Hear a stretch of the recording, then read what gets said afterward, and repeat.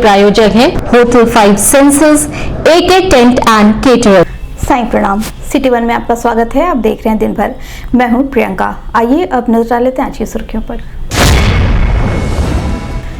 SSP व Gorakhpur AIIMS की कार्यकारी निदेशक ने मेडिको लीगल प्रशिक्षण कार्यक्रम का दीप प्रज्वलित कर किया शुभारंभ। ठंड व शीतलहर से बचाव के लिए नगर निगम प्रशासन रैन बसेरों व शहर के प्रमुख चौक चौराहों पर कराया अलाव की व्यवस्था। एसएसपी ने संबंधित अधिकारियों के साथ पैदल गश्त कर सुरक्षा व्यवस्था का लिया जायजा। दशम गुरु गोविंद सिंह महाराज के 356वें पावन प्रकाश दिवस पर विभिन्न कार्यक्रमों का हुआ आयोजन।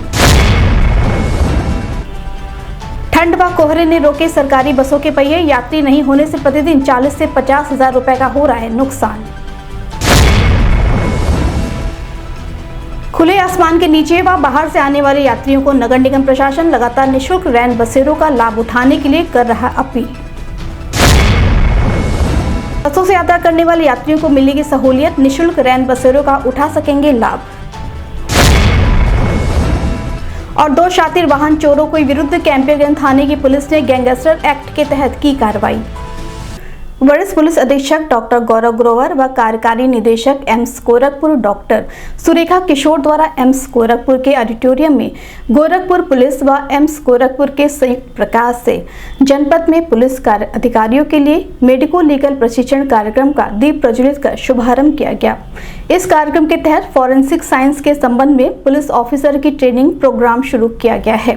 आने वाले दिनों में सभी स्तर के आयोग की विशेष मेडिको लीगल, पोस्टमार्टम और अन्य विषयों का विस्तार रूप से ट्रेनिंग कराया जाएगा। इस मौके पर पुलिस अधीक्षक नगर कृष्ण बिश्नोई सहित अन्य संबंधित अधिकारी मौजूद रहे।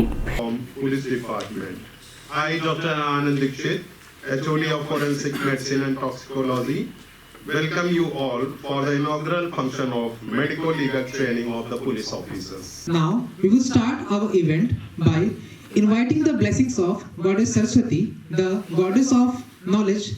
For this, I shall Senior Superintendent Police Gorakhpur, who himself involved in this conceptualization of this training. I hope the training will instill scientific knowledge regarding the. His MBBS from CMC Ludhiana of batch 2004. He is the IPS of 2013 batch. He has been posted in various capacities in Meerut, Noida, Kanpur, Lucknow, Bahraich and Mathura.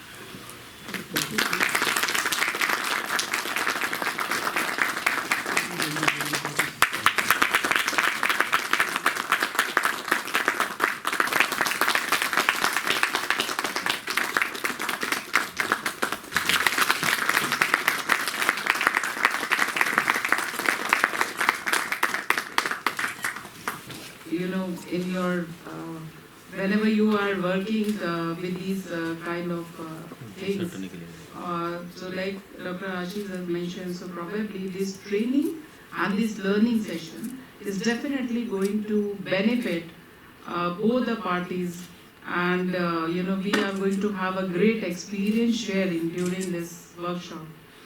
And I congratulate the whole team of our forensic medicine department, which is led by Dr. Anand Dixit, Dr. Ashish and Dr. Navni. They are working there as assistant professors, and Dr. Ashish has really worked and put up his efforts to you know.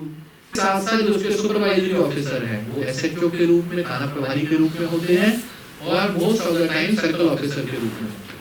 और circle officer के रूप में उनके office में जो clerical जो पेशकार उनका है, जो एक्चुअली पर्चियों को पढ़कर आपके सामने प्रेजेंट करता है, उसके लिए भी ये जानना बहुत जरूरी है, क्योंकि एक्चुअली हम किसी व्यक्ति की लाइफ और लिबर्टी के साथ डील कर रहे हैं।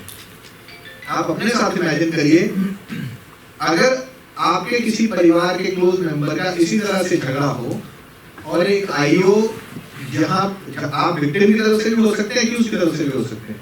अगर विक्टिम की तरफ से हैं, चोट 325 या 26 को इंडिकेट कर रही है, लेकिन आपका जो आईओ है वो 323 में उसको चार्जशीट कर रहा है, तो आपके उस परिजन विक्टिम के साथ अन्याय होगा। और अगर वो झगड़े में या उस घटना में आपका कोई क्लोज मेंबर इन्वॉल्व है जिसने चोट मात्र 323 की कारित की है, लेकिन अगर आप उसको 324, 25 या 26 में अगर आप उसको चार्जशीट करेंगे तो हो सकता है उसकी सजा 1 साल से कम होनी चाहिए तो उसको 10 साल की सजा। इस संबंध में मीडिया कर्मियों से बात करते हुए वरिष्ठ पुलिस अधीक्षक डॉक्टर गौरव ग्रोवर ने बताया, एम्स गोरखपुर और गोरखपुर पुलिस की पार्टनरशिप में यहाँ पर एम्स गोरखपुर के ऑडिटोरियम में फॉरेंसिक साइंस के संबंध में पुलिस ऑफिसर्स की ट्रेनिंग प्रोग्राम का आगाज़ हुआ है, शुरुआत हुई है। आने वाले दिनों में सभी स्तर के हमारे जो आईयूज़ हैं उनकी ट्रेनिंग विशेष रूप से मेडिको लीगल जो केसेस हैं जो जिसमें डेथ होती है, पोस्टमार्टम से संबंधित जो ट्रेनिंग है और अन्य विषयों पर बड़े विस्तार पूर्वक इसमें ट्रेनिंग यहाँ के जो फोरेंसिक मेडिसिन का डिपार्टमेंट है उनके सीनियर जो डॉक्टर्स हैं उनके द्वारा दी जाएगी। जैसा कि हम सभी अवगत हैं कि थाने पर पंजीकृत होने वाले अभियोगों में सबसे अधिक संख्या बॉडी रिलेटेड क्राइम्स की होती है, जिसमें धारा या जो सेक्शंस हैं वो मेडिको लीगल एग्जामिनेशन में अंकित की गई चोटों के ऊपर निर्धारित होती है, उसी के ऊपर और एविडेंस बनता है। तो इसलिए इस ट्रेनिंग प्रोग्राम की बहुत ज़्यादा महत्ता है, इसकी बहुत ज़्यादा इम्पोर्टेंस है, ताकि आने वाले दिनों में हमारे आईओज़ एविडेंस बेस्ड और मेडिको लीगल एडवाइस बेस्ड और जो भी ओपिनियन डॉक्टर्स के द्वारा दिया गया है उसके आधार पर ही अपनी इन्वेस्टिगेशन को आगे बढ़ाएं और प्रोफेशनली अपने आप को और ज़्यादा इसमें पारंगत करें ताकि एक अच्छी इन्वेस्टिगेशंस के माध्यम से आम जनता को न्याय दिलाया जा सके। जिलाधिकारी के निर्देश के क्रम में जनपद में लगातार बढ़ी ठंड व शीतलहर को देखते हुए नगर निगम प्रशासन ने जनपद के समस्त रैन बसेरों और शहर के भीड़ भाड़ वाले स्थानों पर अलाव की व्यवस्था सुनिश्चित की गई है। वहीं रैन बसेरा में वह सारी सुख सुविधाएं मुहैया कराई गई हैं, जिससे वहां जाने वाले यात्रियों व अन्य लोगों को किसी भी प्रकार की कोई असुविधा न हो। वहीं अलाव की व्यवस्था को चुस्त दुरुस्त बनाए रखने के लिए टीमें गठित की गई हैं। साथ ही टीमों द्वारा खुले आसमान के नीचे रह रहे लोगों को ठंड से बचाव को देखते हुए रैन बसेरों में भी शिफ्ट करने के लिए टीमें बनाई गई हैं। इस संबंध में मीडिया कर्मियों से बात करते हुए सिटी मजिस्ट्रेट अंजनी कुमार सिंह ने बताया, तो इधर विगत 2 दिनों से ठंड का मौसम में तेजी आई है, ठंड थोड़ी सी बढ़ी हुई है। उसके दृष्टिगत जिलाधिकारी महोदय के निर्देश पे हम लोग लगातार रात में भ्रमणशील रहते हैं। अलाव की व्यवस्था है कि नगर निगम की तरफ से और ग्रामीण क्षेत्रों में तहसीलों की तरफ से जगह जगह पे मतलब ये जगह चिन्हित किए गए हैं, उन जगहों पे रात के समय अलाव जलाया जाता है। जो लोग रोड पे सोते रहते हैं उनके लिए हम लोग एक टीम बना के और साथ में एक गाड़ी भी हम लोग के साथ रहती है जो लोगों को उठाते हुए उनकी गाड़ियों में बैठा के रैन बसेरों तक भेजा जाता है। मुख्य रूप से जो सड़क के किनारे वाले रहते हैं, कल जैसे कि हम लोगों ने एक अभियान चलाया था, उसमें लोगों का ये कहना था कि वो मजदूर हैं और रात में करीब 11 बजे 11:30 बजे के आसपास नो एंट्री खुलती है, तो मजदूरी के लिए वो वहाँ पे रहते हैं। तो उनको भी हम लोगों ने ये निर्देशित किया है कि क्योंकि मजदूरी पे तो कोई रोक नहीं है, पर आप मतलब एक मजदूरी करके या मजदूरी से पहले रैन बसेरों की सुविधाओं का लाभ उठाए, मजदूरी के पश्चात भी रैन बसेरों में रहे, खुले आसमान में रहने की कोई आवश्यकता नहीं है। 13 रैन बसेरे नगर निगम की तरफ से संचालित किए जा रहे हैं, सभी में सुविधाएं साथ चौबंद है। हम लोग के मजिस्ट्रेट जो है वो लगातार इनको देखते भी रहते हैं और औचक निरीक्षण भी करते रहते हैं, तो किसी प्रकार की कोई समस्या नहीं है। हम लोगों के साथ हैं और इस कड़ाके की ठंड में लोगों को बचाने के लिए जिला प्रशासन पूरी तरह से कमर कसे हुए है। आगामी 9 वर्ष पर होने वाले विभिन्न आयोजनों के दृष्टिगत एसएसपी डॉक्टर गौरव ग्रोवर ने संबंधित अधिकारियों के साथ शहर के भीड़ भाड़ वाले क्षेत्रों में पैदल गश्त कर सुरक्षा व्यवस्था का जायजा लिया। वहीं आम जनमानस से अपील करते हुए कहा कि जनपद पुलिस का पूरा सहयोग करे और किसी भी प्रकार से कानून व्यवस्था को हाथ में न ले। इस मौके पर पुलिस अधीक्षक नगर कृष्ण बिश्नोई, क्षेत्राधिकारी कैंट, क्षेत्राधिकारी योगेंद्र सिंह सहित अन्य संबंधित अधिकारी मौजूद रहे।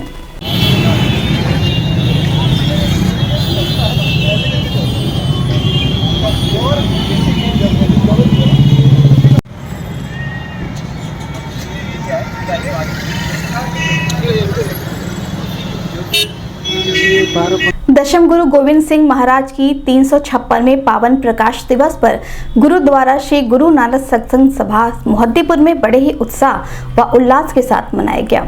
इस मौके पर अखंड साहिब की समाप्ति के बाद हजूरी रागी भाई जसपाल सिंह के जत्थे द्वारा दीवान की आरंभ का गुरुवाणी कीर्तन से की गई।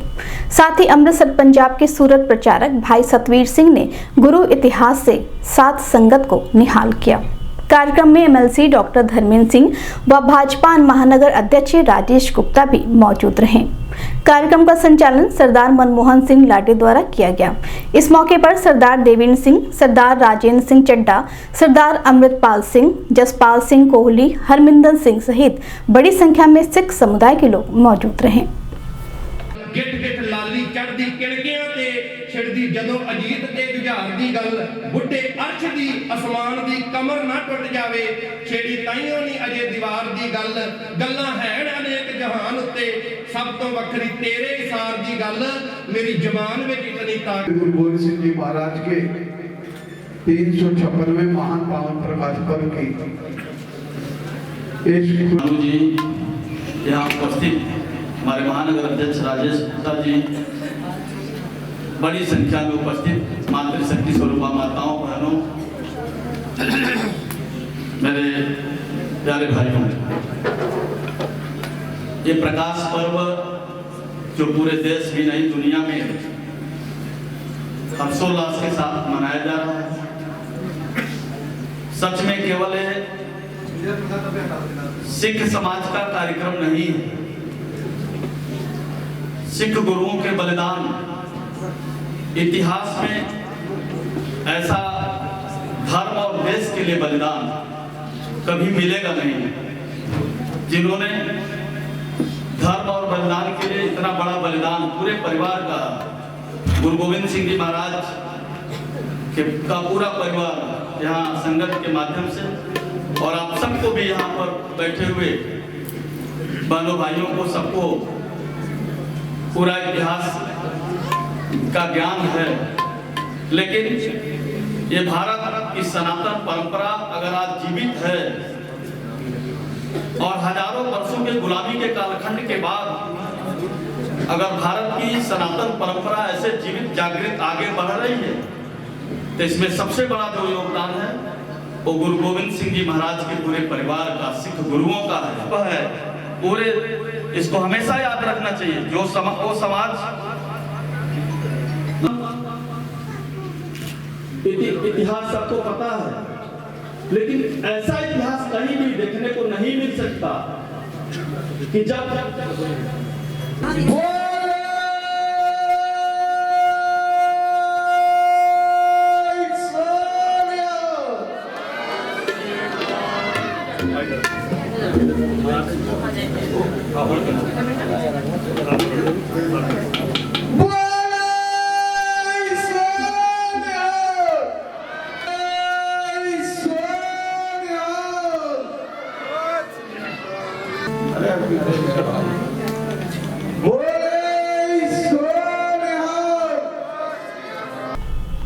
इस संबंध में मीडिया कर्मियों से बात करते हुए गुरुद्वारा के सचिव मनमोहन सिंह लाडे ने बताया, साहिब कमाल साहिब श्री गुरु गोविंद सिंह जी महाराज के 356वें पावन प्रकाश पर्व की सबसे पहले मैं आप मीडिया भाइयों के माध्यम से पूरे नगर वासियों को लाख लाख बधाई देता हूं।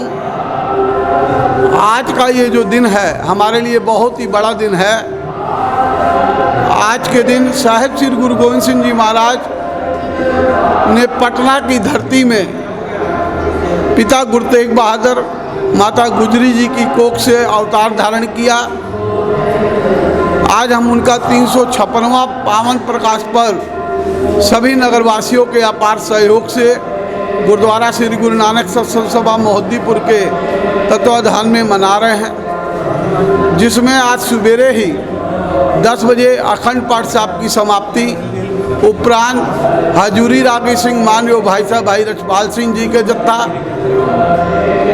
यमुनानगर से आए भाई जसविंदर सिंह जी के जत्थे और गुरमत प्रचारक भाई सतवंत सिंह जी जो अमृतसर से विशेष पहुँचे उनके गुरमत विचार, और इस समय भाई दिलबाग सिंह जी नानक मता साहब वालों का गुरबाणी शब्द कीर्तन लगभग 2:30 बजे तक चलेगा। उपरांत अरदास होगी और पूरे गुरु का अटूट लंगर बरताया जाएगा। रात का दीवान भी इसी तरह 7:30 बजे से 1:30 बजे तक चलेगा। गुरबाणी, शबद कीर्तन और गुरु घर के अटूट लंगर बरताए जाएंगे। रात में विशेष तौर पर आतिशबाजी का प्रोग्राम होगा। शीतलहर और कोहरे का सितम लगातार जनपद में जारी है, जिसका असर जनता पर भी दिखाई पड़ रहा है।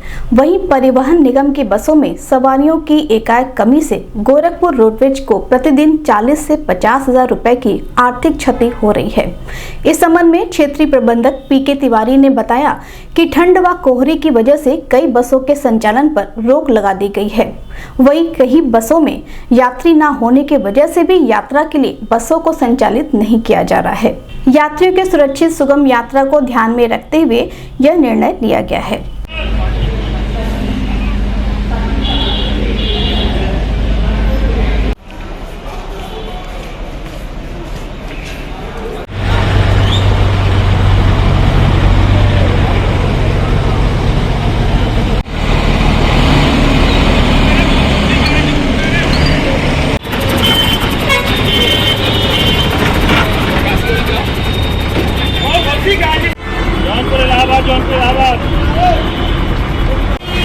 सवारी मिल रही है ठंडे में।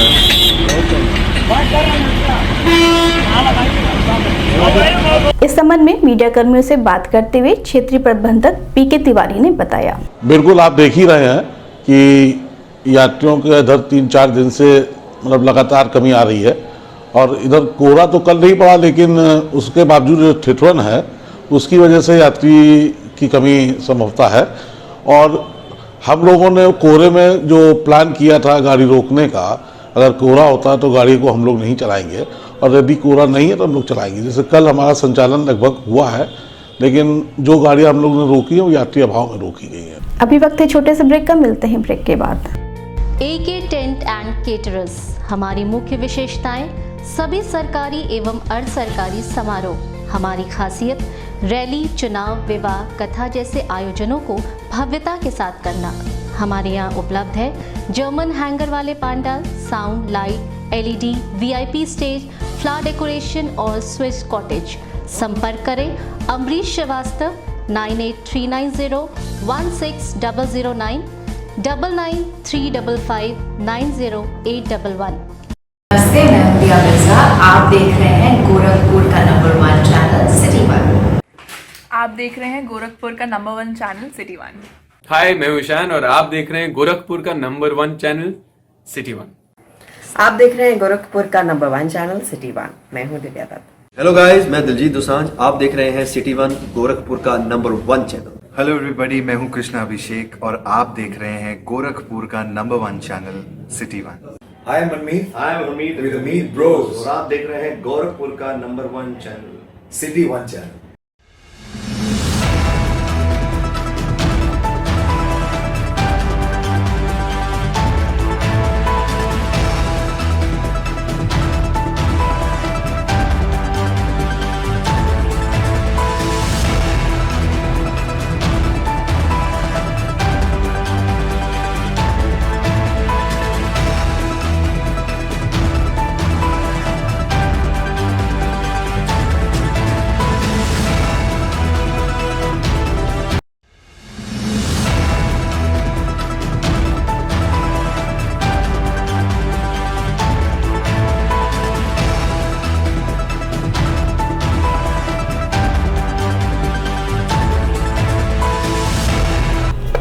ब्रेक के बाद आपका स्वागत है। देखते हैं दिन भर। शासन के निर्देश के क्रम में जनपद में रैन बसेरों की व्यवस्था को बड़े पैमाने पर सुनिश्चित किया जा रहा है।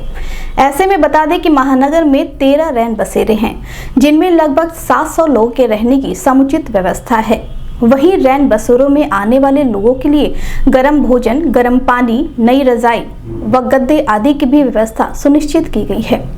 साथ ही ठंड से बचाव के लिए अलाव की भी सभी रैन बसेरों में व्यवस्था की गई है।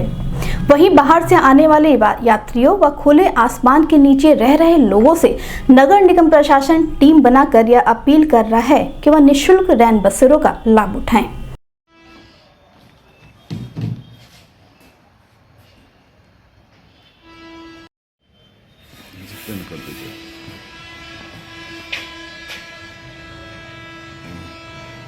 उत्सव के तहत हुए।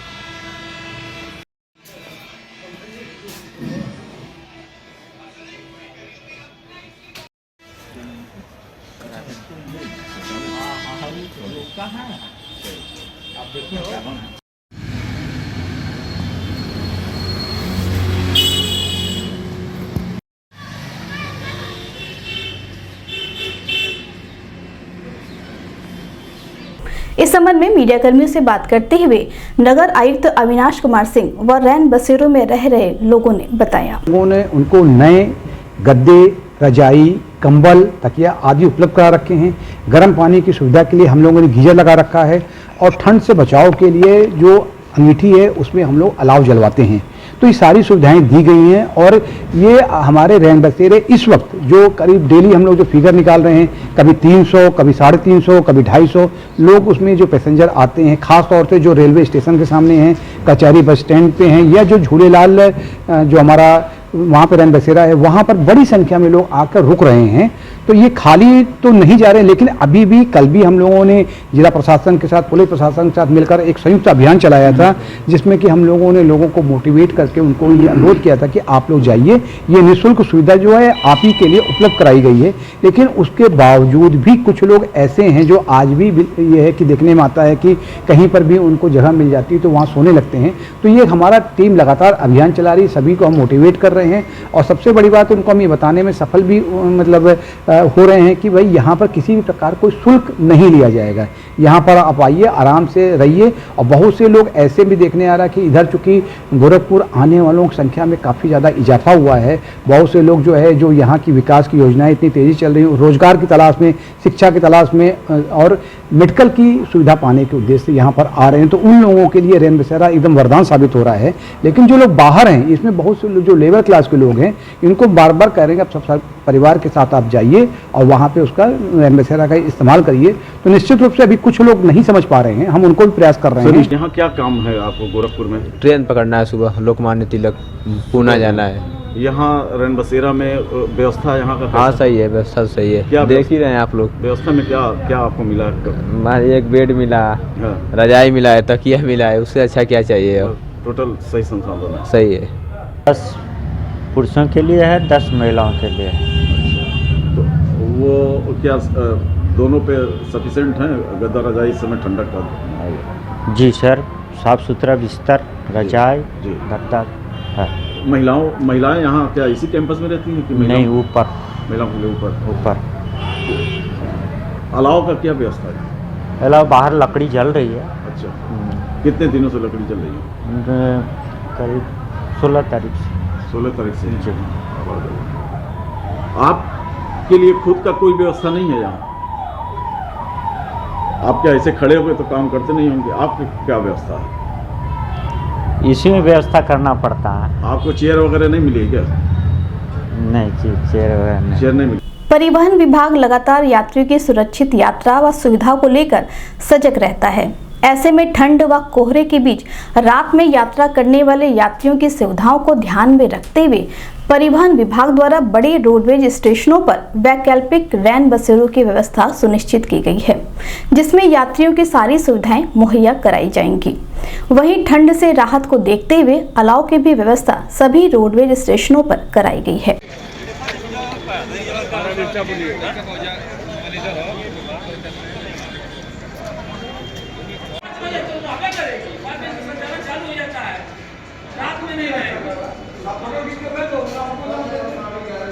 सीतापुर दिल्ली, सीतापुर शाहजहांपुर लखनऊ दिल्ली,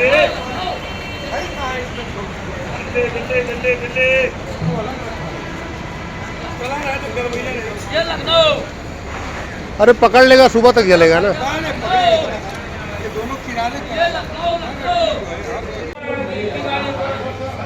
भैया गाड़ी नहीं है, नहीं मैं नहीं।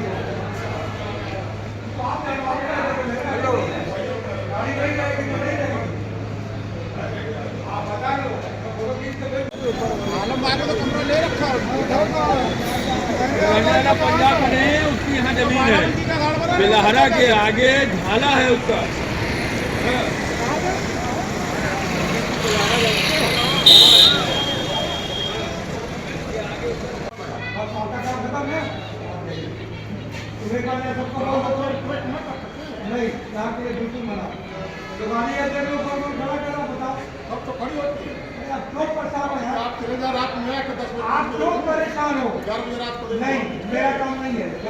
इस संबंध में मीडिया कर्मियों से बात करते हुए एआईएम महेंद्र चंद्र ने बताया, ऐसा हमारे प्रबंध निदेशक महोदय द्वारा निर्देश दिए गए थे कि जो बड़े बस स्टेशन है वहां अगर बस कोहरे में रोकी जाती है या कोई समस्या आती है तो यात्रियों को किसी प्रकार की कोई दिक्कत न हो, उसके लिए रोडवेज बस स्टेशन पे निःशुल्क रैन बसेरा बनाया गया है।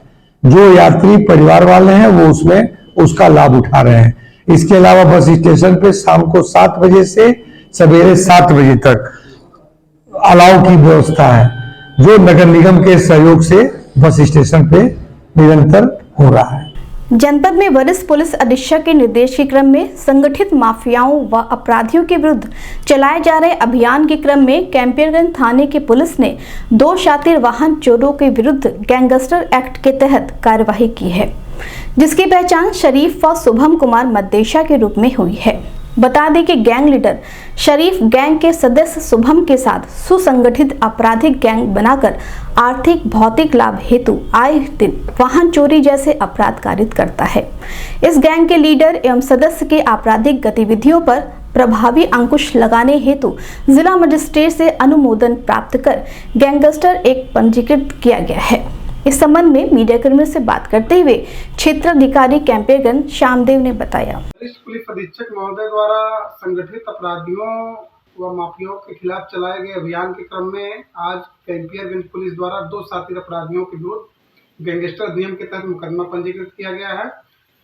गैंग लीडर शरीफ व उसका साथी शुभम मद्देशिया है। दिन भर में बस इतना ही। आइए नजर लेते हैं आज की सुर्खियों पर। एसएसपी व गोरखपुर एम्स की कार्यकारी निदेशक ने मेडिको लीगल प्रशिक्षण कार्यक्रम का दीप प्रज्वलित कर किया शुभारंभ। ठंड व शीतलहर से बचाव के लिए नगर निगम प्रशासन रैन बसेरों व शहर के प्रमुख चौक चौराहों पर कराया अलाव की व्यवस्था। एसएसपी ने संबंधित अधिकारियों के साथ पैदल गश्त कर सुरक्षा व्यवस्था का लिया जायजा। दशम गुरु गोविंद सिंह महाराज के 356वें पावन प्रकाश दिवस पर विभिन्न कार्यक्रमों का हुआ आयोजन। ठंड व कोहरे ने रोके सरकारी बसों के पहिए, यात्री नहीं होने से प्रतिदिन 40 से 50 हजार रुपए का हो रहा है नुकसान। खुले आसमान के नीचे व बाहर से आने वाले यात्रियों को नगर निगम प्रशासन लगातार निःशुल्क रैन बसेरों का लाभ उठाने के लिए कर रहा अपील। बसों से यात्रा करने वाले यात्रियों को मिलेगी सहूलियत, निःशुल्क रैन बसेरों का उठा सकेंगे लाभ। और 2 शातिर वाहन चोरों के विरुद्ध कैंपियरगंज थाने की पुलिस ने गैंगस्टर एक्ट के तहत की कार्रवाई। अगले अंक में आपसे होगी फिर मुलाकात। साईं प्रणाम।